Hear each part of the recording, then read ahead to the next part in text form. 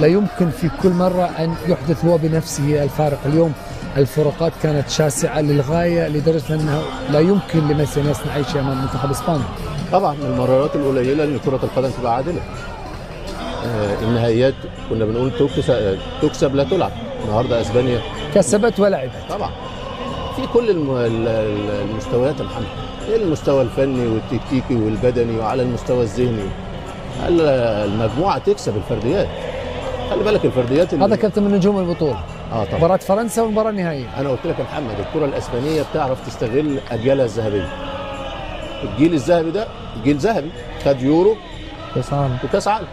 الاجيال اللي قبل كده خدت يورو وكاس عالم. توريس لو في برشلونه هيحطها في المدرجات. النهارده جات له راح حاطط ميسي في سقف المرمى. خلينا نسمع كابتن توريس نجم المباراه النهائيه متحدثا بعد النهائي. شكرا جزيلا.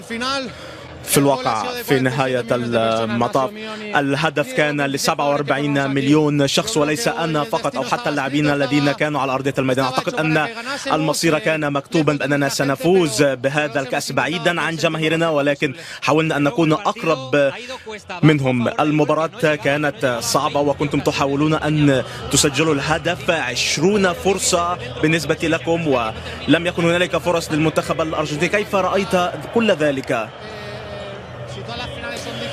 نعم، كل النهائيات صعبة جدا، وعندما يكون هنالك ميسي في الفريق المنافس فتبدأ في أن تشعر بالتوتر.